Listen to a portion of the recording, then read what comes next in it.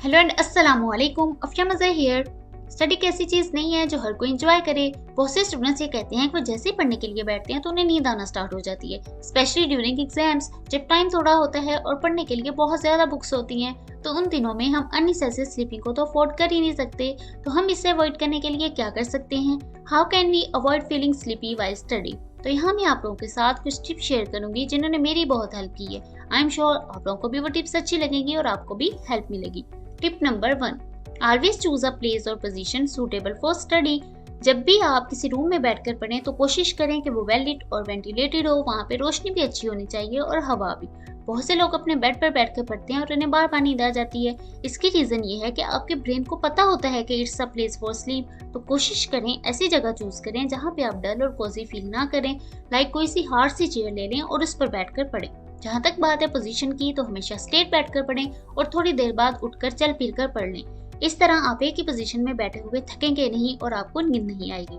Tip number 2, avoid taking heavy meal और take a nap after lunch. जब आप lunch या डिनर के फौरन बाद पढ़ने के लिए बैठते हैं तो आपको नींद आना स्टार्ट हो जाती है। इसकी रीजन ये है कि आपका स्टमक फुल हो जाता है और आपकी बॉडी में डाइजेशन का प्रोसेस स्टार्ट होने की वजह से ब्रेन को शॉर्टेज हो जाता है न्यूट्रिएंट्स एंड ब्लड का, जिसकी वजह से आपको नींद आना स्टार्ट हो जाती है। तो कोशिश करें हैवी मील ना लें या फिर लंच के फौरन बाद नैप ले लें और उसके बाद पढ़ना स्टार्ट करें। Tip number 3, make combination of subjects.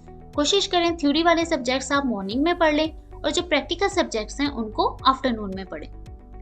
Tip number 4, read it loud. Book को रीड करते हुए उसे माइंड में हरगिज ना पढ़ें। Read it loud, mark important points, highlight words and make flow charts.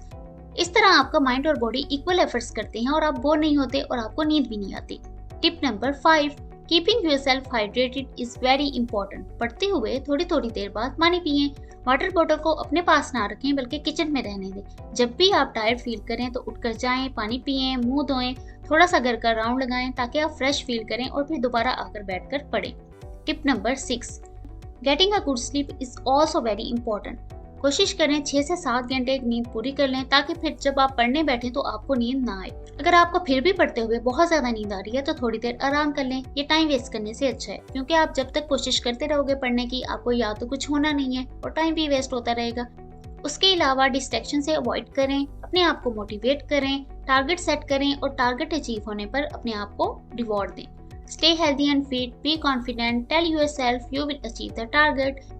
ये थे कुछ टिप्स जो मैं आप लोगों के साथ शेयर करना चाहती थी ताकि आपकी हेल्प हो सके। अगर आप इस तरह की मज़ीद वीडियोस देखना चाहते हैं तो वीडियो को लाइक करें, शेयर करें और चैनल को सब्सक्राइब करना मत भूलिएगा। अल्लाह हाफिज़।